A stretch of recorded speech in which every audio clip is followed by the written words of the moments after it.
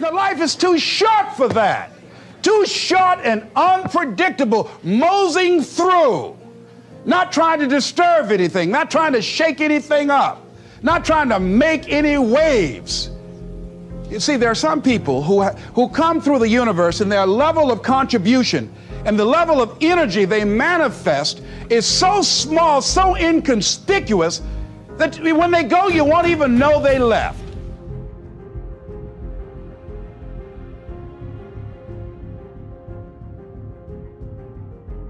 Think of some major goal you want, or maybe it's one you're already working on and you have experienced a lot of setbacks, a lot of defeats. You've experienced a lot of disappointment.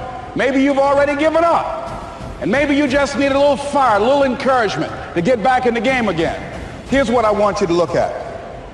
There are winners, and there are losers, and there are people who have not discovered how to win. And all they need is some coaching. All they need is some help and assistance, just a little support. All they need is some insight or a different strategy, a plan of action to make some adjustments that will open up the key to a whole new future for them, that will give them access to the unlimited power that they have within themselves. That's all that they need. So what I want you to do is think about something you want for you, that's real for you, that's important for you, that will give your life some special meaning and power. And I don't even want you to say, I can do that. I don't want you to assume that. See, 5 years ago when I started out in this area, I would not have been able to make the mental leap that I would be up to where I am right now. I don't want you to begin to just psych yourself out. No. I want you to be able to say something to yourself that will enable you to maintain a level of integrity with yourself. That when you say this, even when you face tremendous setbacks, it will be a benchmark to keep you in the game, to keep you moving forward and experimenting and readjusting your strategy and your plan of action, continuously looking for ways to win. So what is that something? When you got an idea you want to move on, you might not have the money, you might not have the education, you might not have the support or the resources you need. What is that something that can keep us going, that will enable us to act on our dream? What's one of those keys that will begin to help us to discover the secrets to our dream?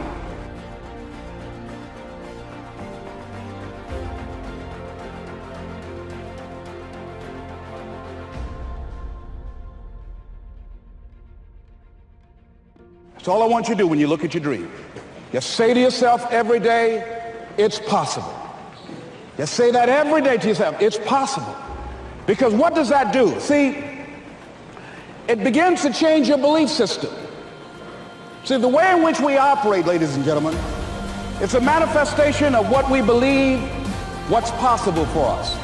Whatever you've done up to this point, all that it really is a duplication, it's a reproduction of what you believe subconsciously that you deserve and what's possible for your life. Most people operate out of their personal history, out of their memory, things they've done, things they've experienced, things they've seen, things that they have observed. What I'm suggesting that you operate out of a larger vision of yourself. I want you to see yourself doing what you want to do, experiencing what you want to experience, having what you want to have, doing what it is that gives your life some meaning and value. Operate out of your imagination, not your memory. Because whenever you look at where you want to go, I'm wanting to warn you, you will have some conversation back here after you go through the data that you've experienced in life saying you can't do it. And so what you want to begin to do is ignore that inner conversation. Well, most people, ladies and gentlemen, when something happens to them, what they do is they begin to believe that that's the way it is. That's the way it's always been. And they can't see the possibility of it being any different. Example, before April 1954, the common belief, the universal belief, because it had been tried again and again and again and people had failed, the belief was that man was not physically capable of breaking the 4-minute barrier, that he could not run a mile in less than 4 minutes. That was the belief. on the planet. It had never been done. But here's what happened, ladies and gentlemen. Roger Bannister came along, and he broke the 4-minute barrier. Now here's what's significant about that. Since that time, up to this day, over 20,000 people have done it, including high school kids. What changed? 20,000 people, what changed? Here's what happened when they got on the track. They knew it had been done. And because they knew it had been done, there was a new belief about this barrier, about this goal that was unreachable. And those 20,000 people got in the race believing, knowing in their heart that someone had done it, that it's possible that they could do it. And I'm saying that if you know anybody that had some goal, some dream, something they wanted to do, and they did it, then I'm saying that you know in your heart that if someone has done it, then you can do it. It's possible. And that if someone can make their dream become a reality, that it's possible that you can make your dream become reality. And so as you begin to look at where you want to go, beginning to embrace that, it's possible. I'm blessed and highly favored. I've got a lot going for me. I got some good stuff in me. And it's possible that I can bring my greatness out here in the universe. That I can do what I want to do. It's possible I can write my own book. I can have my own business. I can take the trip and travel around the world. It's possible. I can bounce back from adversity and reinvent my life. It's possible. Regardless of where I am, that things can get better for me. It's possible. I'm thinking about two men right here in Chicago who were fairly successful, similar background, educated. They worked for a corporation for many years, and they were among many people that were laid off. Two guys who were very good friends. One went out looking for a job for several weeks along with the other one, and they faced disappointment and rejection again and again and again. They couldn't find any work, which is the story of many people across this country. One guy stopped. He became discouraged. He stopped going.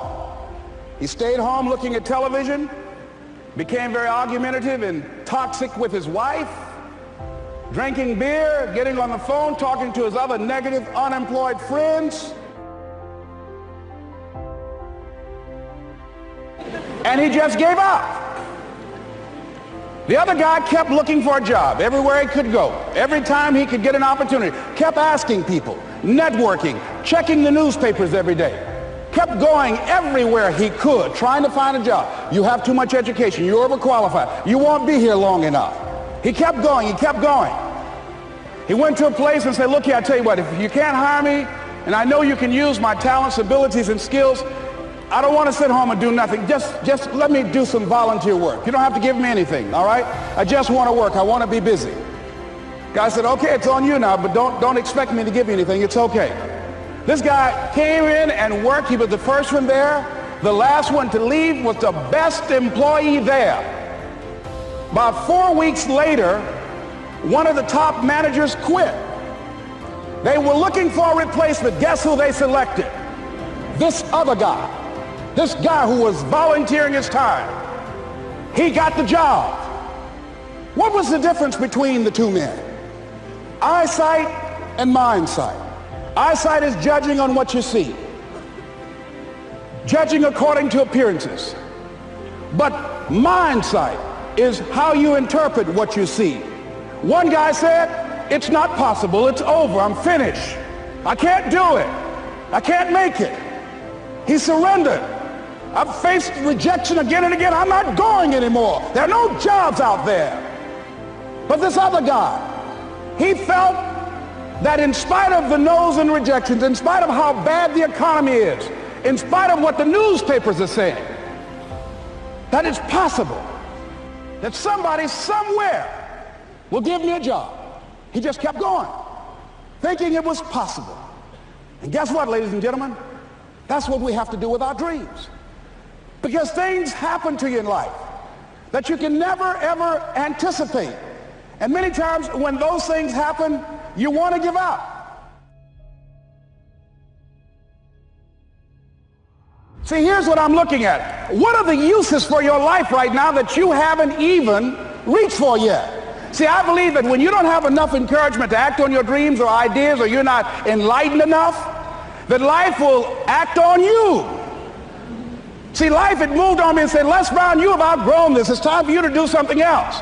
So you've got to be willing to stay focused, to be creative, to be relentless, because things are going to happen to you when you're working on your dream, when you get on track. I remember when I first got involved in speaking, one of the main things that speakers like to do is speak to a certain association that they have over 10,000 of their sales reps that come to this convention. And I was relentless. I kept saying, it's possible. It's possible. See, what I want to let you know and set you up for, because you said it's possible, don't mean that you're not going to have any problems.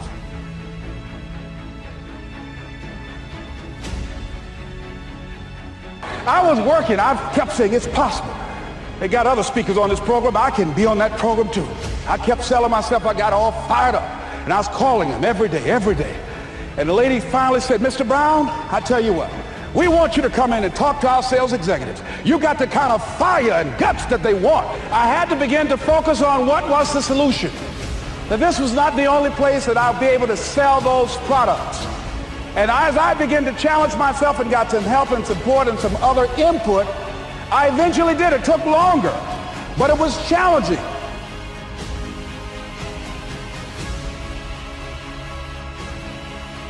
She was telling me about how she was miserable on the job and how she was so unhappy. So I said, if it's that stressful and if it's causing you that much pain, I say, why don't you just quit and do something else? And she said something that really put her in the chorus line with a lot of other people. She said, I would, but. And then I started thinking about that. I said, let me take a poll. So I started talking to other people, and I would ask them what they were doing. And I said, but is that your passion? And they would say no. I said, then what's your real passion? And they would tell me what their real passion was. Then I said, well, then why aren't you doing what you really want to do? Oh, I can do it, but. And they would continue on. So this word, but just kept on coming up.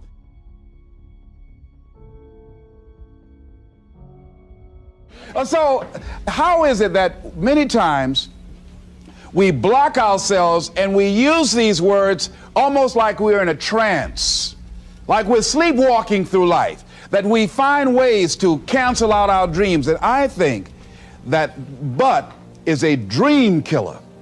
That a lot of things that we want to do, a lot of places we would like to go, a lot of things we would like to experience, and we just stop at but. And we build a case. In fact, I was reading something the other day that talked about but. It says, but is an argument for our limitations. And when we argue for our limitations, we get to keep them. See, but will cause you to procrastinate.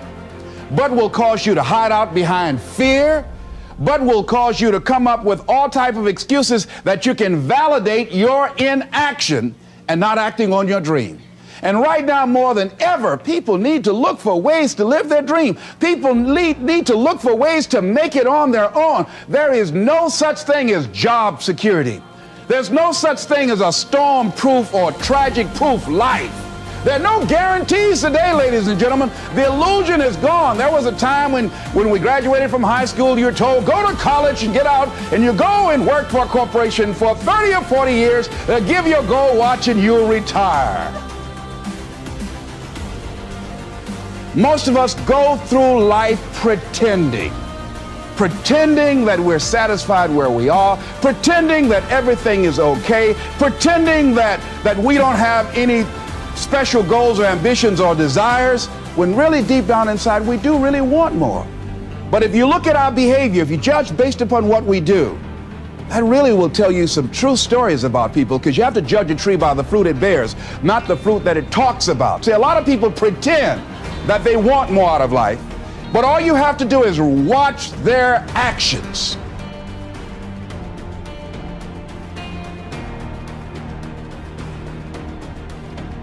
The proof is in the pudding. So if you want to do something, if you thought about something you want to do, take it head on. Decide that you're going to start looking at it, start doing research on it, start tackling it, start becoming involved in whatever and wherever it might lead you to begin to explore the possibilities in that particular thing that you're seeking, so that you can begin to learn all you can about it.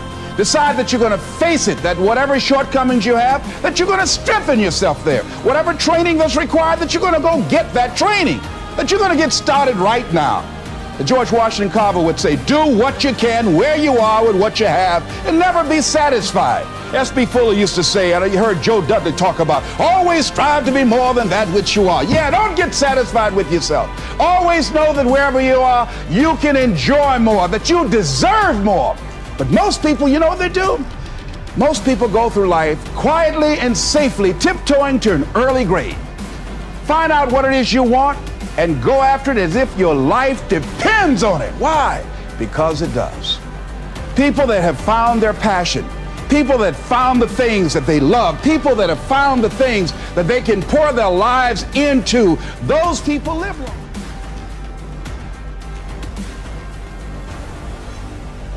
There's no guarantees you're going to show up tomorrow. There are a lot of people who were here yesterday that they're not here today. There are a lot of opportunities that were around yesterday. They're not here today. Oh, you can wait, but you know what Abraham Lincoln said? Well, good things might come to those who wait, but only the things that have been left over by those who hustle.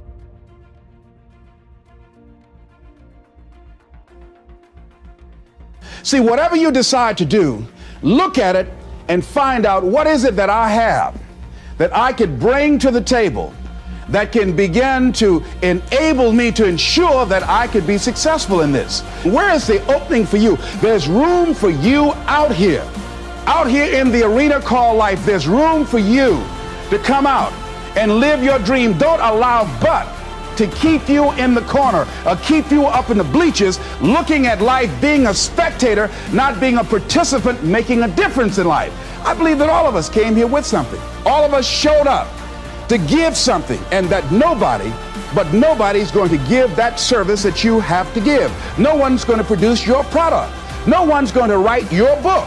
No one's going to open your academy. No one's going to begin to create your daycare with a special curriculum to help to cultivate the high self-esteem in our children. That's your idea. And if you don't bring your idea out here, when you die, all of us will suffer because we've been deprived of your genius, because you allowed but to keep you in the bleachers and not pursuing your greatness. You take it to your grave with you.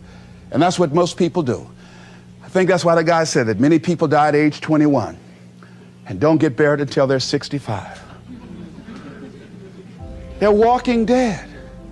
You can tell them by the way they walk.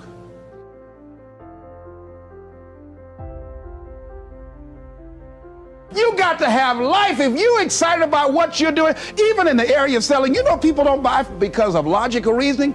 People buy because of your way of feeling. There are a lot of people who say, but I tried once or twice and it didn't work out. And so they use that as an excuse not to ever come out again. I remember I was in a service once, and I heard Dr. Johnny Coleman give this example. She talked about a man who had been captured behind the enemy lines in a war and was sentenced to be killed or another option. The captain said to the guy, listen, he said, tomorrow morning at 6 o'clock, you can face the firing squad, or you can go out this door over here. And the guy said, what's out the door? He said, no one knows. All we can tell you is just unknown horrors. He thought, and the next morning he selected the firing squad. After the shots rang out, the captain's secretary said, what's beyond that door? And he said, freedom. But very few people would select to do it because it's unknown. See, a lot of people never live their dreams. A lot of people never do the things they want to do. A lot of people stay on jobs where they're miserable.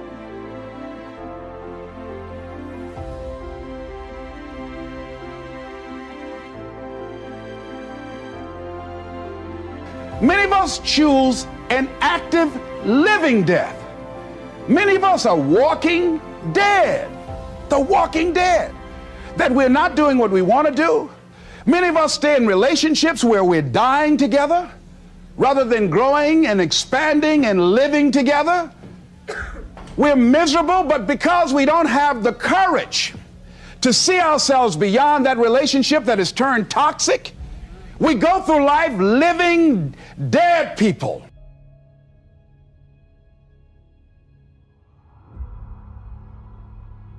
Even if things don't work out, even if I experience defeat or failure, that does not make me a failure. It's a difference between failing and being a failure. If things don't work out, if you don't produce the results you want, that's all. But don't confuse who you are with the results that you produce.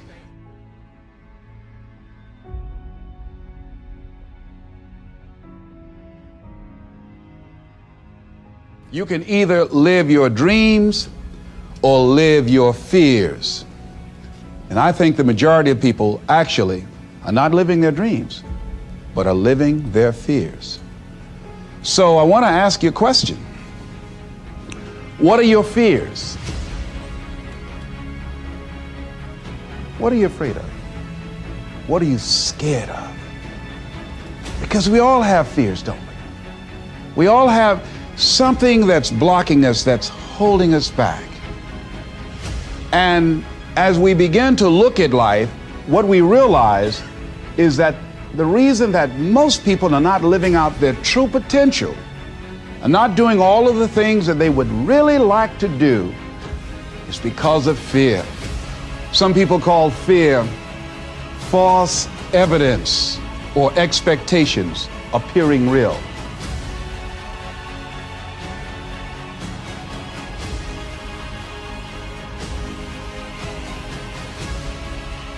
What are the things that you fear that's been keeping you from living your dream? That's been keeping you from doing some things that you would like to do? Just think about those things. And how do we begin to handle that? Abraham Maslow said that the life is about growth. And he said, you can either go back to your comfort zone, and there you won't find any growth, or you must be willing to go forward and face your fears again and again and again, because you're never going to have a fear-free existence. I mean, some fear is acceptable and legitimate. There are some things that you really should be afraid of. Now, you shouldn't allow it to immobilize you. You acknowledge it, you take it into account, and you carry yourself accordingly. There are times that we should proceed with caution, but it's the difference between being stopped by fear. It's the difference between having a fear and the fear having you. So what do? One, acknowledge it, and knowing that it's okay. Don't condemn yourself for being afraid. It's perfectly fine to have some fears. You acknowledge your fears, you embrace those fears, and then you move on. You act on whatever it is that you fear. Because once you embrace it, see, what you resist will persist. What you resist will persist. So one of the most important things is to begin to embrace your fear, being worthy, being capable, having what you need to make you a worthwhile person, and that you're more than able, and that you deserve to be listened to, or you deserve to have that dream and that passion and whatever it is that you see and envision there. You've got to see it in your mind's eye.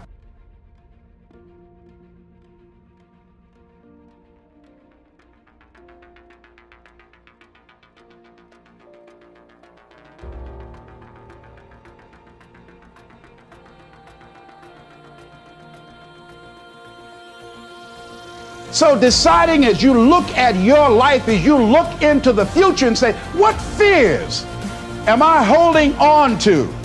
What fears that I'm allowing to imprison me, that's keeping me from breaking out, that's keeping me from living up to my true potential, that's keeping me from really being happy, that's keeping me from having a sense of adventure and excitement in my life? What's keeping me from controlling my destiny? What fears that I'm giving that permission to? Notice what I said, that we must give our permission to fear to immobilize us. Because whatever discomfort you experience, whatever challenges or difficulty that it is, you got to handle it. Got to go up in there and wrestle with it. Will it be easy? No. Will it be challenging? Yes.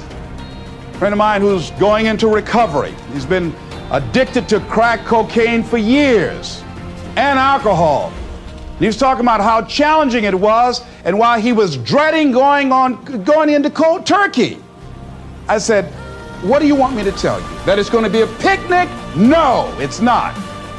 It's going to kick your butt? Yes, it is. Are you going to want to die? Yes, that's a part of it. But that's just what you must go through in order to get where you want to go. And guess what? You are strong enough to do it.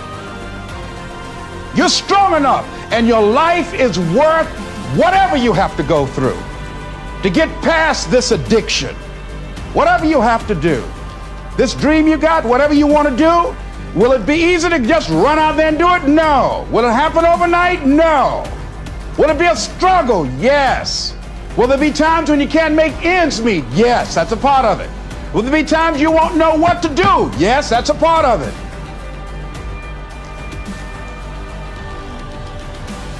That you accept yourself, then you accept the fear as a fact and not a force. See, when you accept yourself and you accept fear as a fact, that means that it's something that happens, it's something that you're going to experience, but it is not a force to hold you back. It doesn't have any special power other than that you give it. So you accept the fact that you are afraid, and then you move on anyhow. You move on past it, and you do whatever you've got to do. You've got to have a good conversation to yourself. Hey, and answer yourself too. Don't pay these people any attention. You answer yourself. Hey, what you gonna do? I'm going there and get off. All right, very good. Go in there and take care of business. You've got to talk to yourself, and you build yourself up, and you'll feel your energy level coming up, and people will feel that around you. See, now, if you go through life being afraid, people can sense that. They can pick up that fear. So that's why you've got to stand up inside yourself. See, when you are not filling your life with the things that you are capable of doing, see, we all have some stuff that we've been given. And I don't think that it's optional for us to sit on what we have. See, if you're sitting on what you have, what you've been given, and I think everybody's been given something to bring to the planet, that only you can do that, only you can perform that, only you can initiate that activity. And if you don't do that, if you're not filling in your life with your life work or your mission, then there are gaps in your life. And what we do when we're not living out our true identity, we begin to fill the gaps. We fill the holes with garbage, alcohol, drugs, worry, self-destructive behavior. So when you begin to look at your life, and you know that you're not doing what you can do because you have allowed yourself to be held captive by your fears. Now, when you don't have a true appreciation and acceptance for who you are, and you allow yourself to be immobilized by fear, what happens in the process is that you begin to abuse yourself. You begin to sabotage your life, you begin to sabotage your dreams, you begin to unconsciously work against yourself. You become your own worst enemy. So what do you do about that?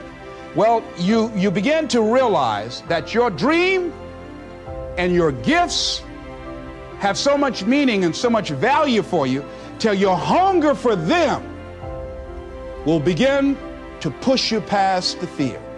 Your hunger to have them will give you a special drive.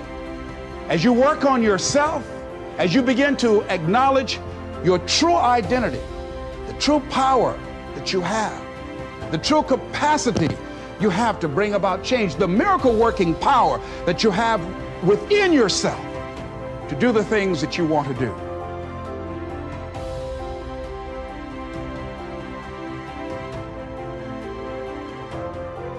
He said, when life can no longer threaten you with death, he said, what else is there?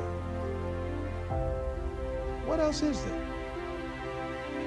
And the majority of the fears that we have are not life or death fears. They're not those kind of fears. But through our imagination, we blow them out of proportion and we give them more power than they actually have or deserve, and we permit them to govern our lives. We permit them to determine how far we can stretch out on our dreams and discovering our stuff. And as we begin to look at ourselves and begin to, wait a minute, just getting to the point as you assess yourself and begin to prove yourself and just say, wait, hold a minute. I've been sweating this out. What's the worst thing that can happen to me on this? Will it kill me? Will I die? Why am I going through all of these changes over this? How much power does this really have? And am I the one that's feeding the power into it? See, a lot of times we allow ourselves to be fed and to be programmed into being afraid. I mean, you watch the news and read the newspaper, you'll be scared to come out the house. Am I right? You'd be afraid. So what kinds of things, what kinds of thoughts are you feeding your consciousness? What kind of things are you putting in your mind that will enable you to either move forward or to justify why you're staying where you are?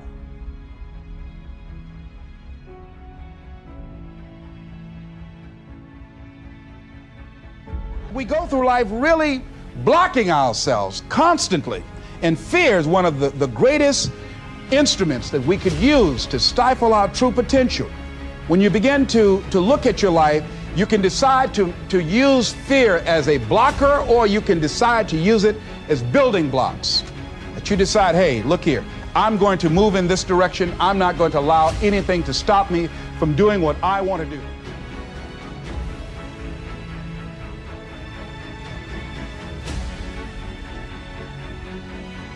See, when you begin to understand and acknowledge your fear, and you go forth anyhow, you go forth in a spirit and a knowing that there's a way that you can begin to handle this. There's a way out here somewhere. There's a solution.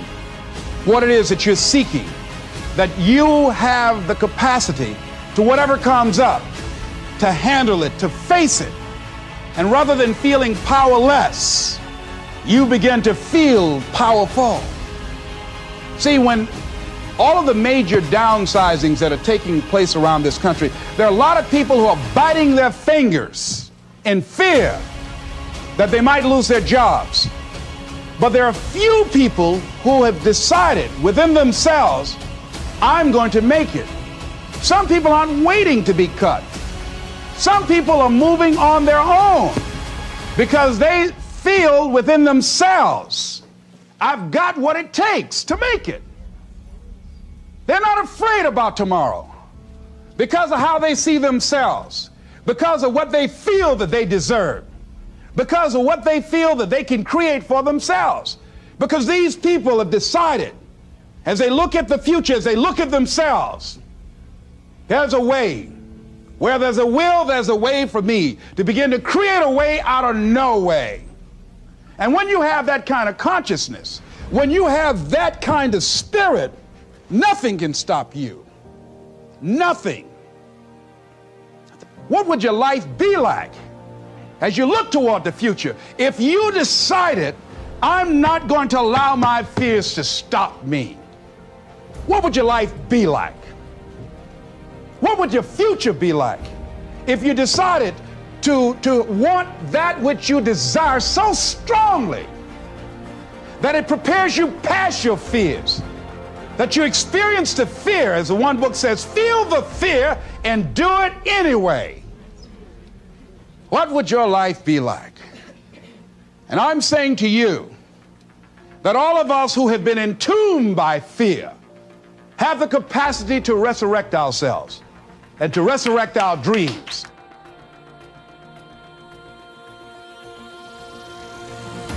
Is it easy? No. It's not easy. Can I do it? Yes. What's one of the ways to get started? Some of us need somebody to hold our hands. Sometimes we need somebody to help us out. Be willing to say, I don't know. Be willing to reach out. Be willing to get some assistance to take you to the next level. One great athlete, you never expect boxers to make profound statements. I think it was Joe Frazier who said this one. He says, all of us are like the blind man at some point in our lives standing on the corner, waiting for somebody to lead us across. See, all of us at some point in our lives need some help, need someone to reach out to us, to throw out the lifeline, to help us go across some treacherous waters that we couldn't navigate by ourselves. None of us do it by ourselves. All of us at some point in our lives. We need that kind of help. We need that kind of assistance because we grow from the people we have in our lives that can enrich our lives personally, professionally, spiritually, and all the dimensions of our lives. We don't grow in a vacuum.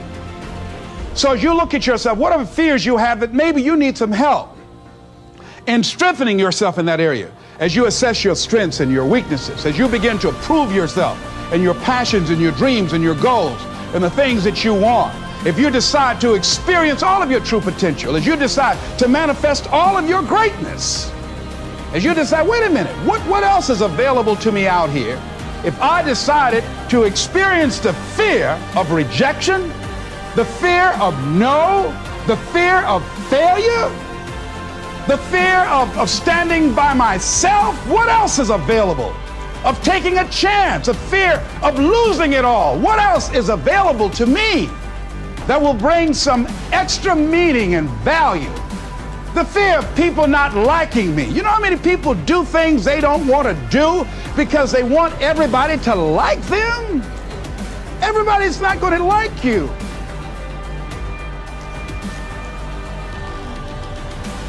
You can't please everybody. But there are people who have the fear of rocking the boat. So they just go alone in life, just go alone.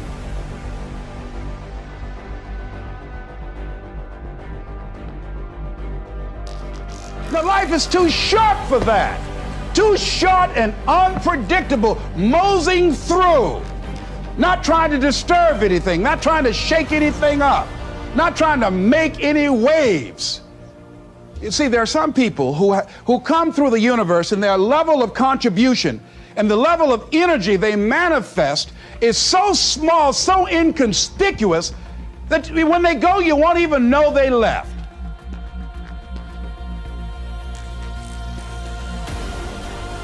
But there's some people, because of their personality, because of their contribution, because of the investment of their time and their energy and the impact they have there, that when they go, everybody will miss them.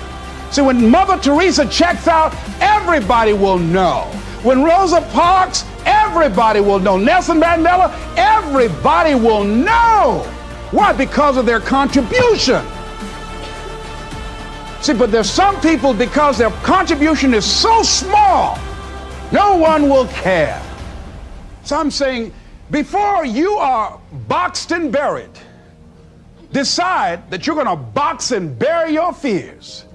Decide that you're going to begin to live life on a new level, seeking out new horizons, that you're going to find more love and more joy and more ways to give more to life. Guy said something, I love this. He says, everything a man does for himself, guess what? He takes with him. But everything he does for others, he leaves behind. So when you begin to say, what is it that I want to leave? What contribution that I want to begin to make? What difference do I want to make in life? What is it that I want to do with the rest of the life that I have left? What chances I need to take? What risks do I need to begin to embrace? What fears do I need to step on? What areas of my life am I dead right now? What dream? You can either live your dreams or live your fears. You have got to get to a point where you say, I'm sick and tired of living like this. There's got to be more. That's when people go out and strike out on their dreams. That's when people get out of relationships where they're dying together rather than growing together.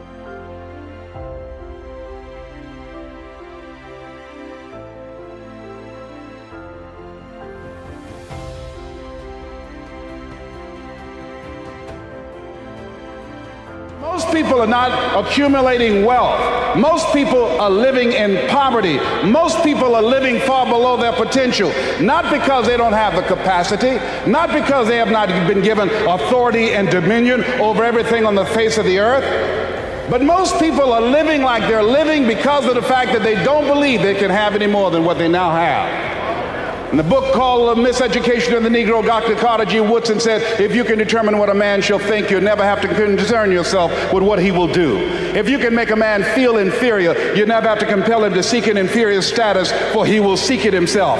And if you can make a man feel justly an outcast, you never have to order him to go to the back door. He'll go without being told. And if there's no door, his very nature will demand one. That's why Scripture reminds us, be ye not conformed to this world, but be ye transformed by the renewing of your mind. So every day you have to sell yourself and get out of your mind those old thoughts, that old belief system. Every day you've got to sell yourself on that it's possible. That you got to put a new mind in you. You got to get out of your mind. You got to begin to restructure your thinking. Every day, you've got to begin to recondition your mind. See, many of us go through life making choices, thinking it's our choices, and it's not. What do you mean by that? I'm reminded of the great anthropologist Margaret Mead. She was in a restaurant in Europe, and a waiter saw her and said, "Oh, how are you? I'm so glad to see you." He said, "There are several other Americans here tonight." And she said, "Is that right?" He said, "Yes." She said, "When you serve them dessert, let me know and I'll tell you exactly how many are here." He said, "That's not possible." She said, "Let me know after you serve dessert." When he served dessert, he came back and he told her. She got up, she walked around, and she looked and she observed, and she said, "You have exactly 65 Americans here." He checked the guest list and he was amazed. He said, "How did you know that?" She said, "Because in Europe, when you eat a slice of pie or cake, you eat it from the back toward the tip. In America, when we eat a slice of pie or cake, we eat it from the tip toward the back." How many of you, when you eat a slice of pie or cake, you eat it from the tip toward the back? Raise your hands, please. Good. Now, what else is in your mind? What else are you doing unconsciously that you don't even know? I'm going to say something and I want you to answer it after it. I want you to end it for me. Winston tastes good like what? How many of you don't even smoke Winston but know it? Raise your hands, please. Now, that commercial been off the air for 30 years. 30 years. See, let me share something with you. The easiest thing I've ever done was to earn $1 million. The most difficult thing I've ever done was to believe it could happen to me. That was the most difficult part, to believe that given my circumstances, if my birth parents came down this aisle right now, I would not know either one if my daddy came up here or my mother came up here. Given the fact that I was born in an abandoned building on a floor, being labeled educable, mentally retarded, not having any college training, I used to feel all my life that people who had college degrees were more intelligent than me. I remember going to see the late Dr. Norman Vincent Peale, the author of the book, The Power of Positive Thinking, and I used to look at him up on stage and I said, I could do that. I would love to talk to people. I love to talk to people.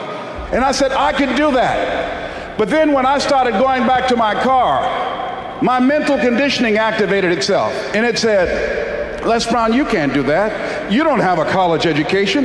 Les Brown, you can't do that. You don't have the training. You've never worked for a major corporation. You can't do that. What makes you think you can earn $5, $10, $15, $20,000 in an hour? You don't earn that now working for 2 or 3 months. What makes you think that you can speak for AT&T, Procter & Gamble, McDonald's Corporation, General Electric? These are clients I have now. You've never even worked for them. How many of you ever thought about something you wanted to do and you talk yourself out of it? Raise your hand if you know what I'm talking about. That inner conversation is what's going to haunt you after standing here and saying, I can do all things through Christ who strengthens me. After saying that again and again, we are more than conquerors. That inner conversation will cause you, when you leave here, to go back leading a life of mediocrity, leading a life of unproductivity, leading a life of poverty. So I'm going to share with you how to break out of that.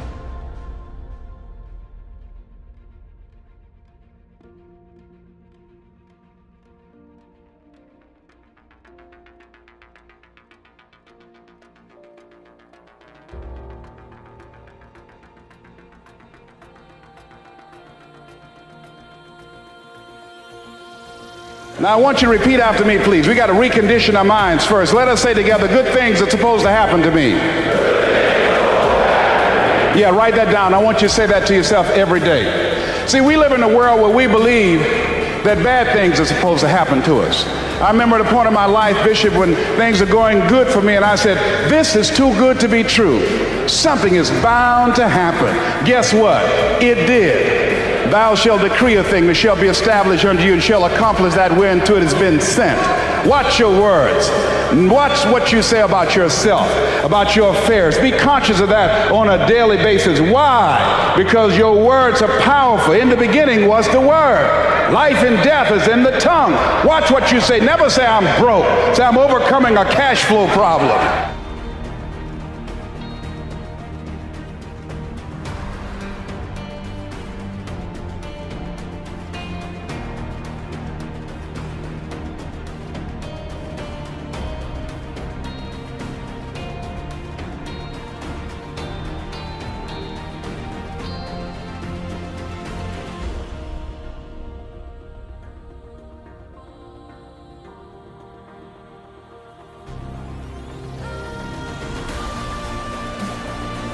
Now, I was talking to my oldest son, Calvin. We were going for a walk.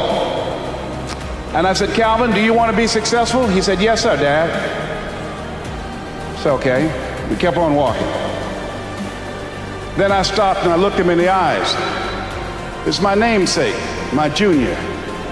I said, Calvin, we're looking at each other eye to eye now. Do you expect to be successful? Given the fact that you are a single parent of 2 kids, given the fact that you decided not to go to college to further your education, given the fact that you are very talented, but you're behind on your dreams and your bills, do you expect, based upon your performance, based upon what you produce at this point in time in your life, do you expect to be successful? And Calvin got quiet.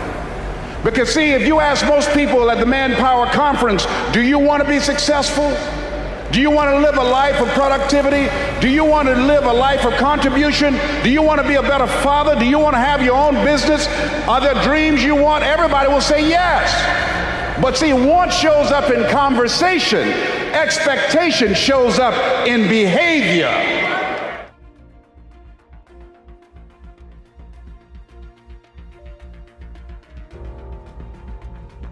Judge a tree by the fruit it bears, not the fruit that it wants, not the fruit that it talks about, not the fruit that it claims, but by what you are doing.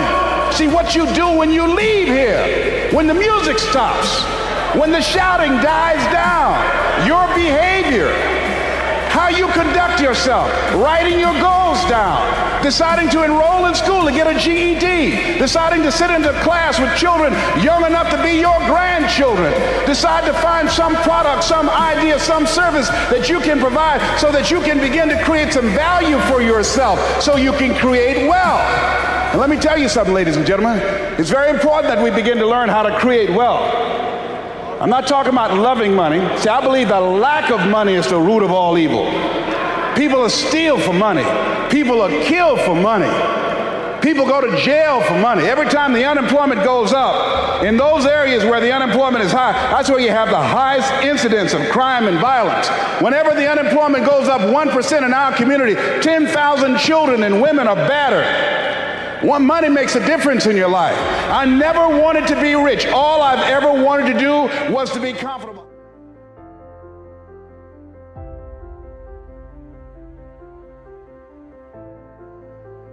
Never will I ever be broke again.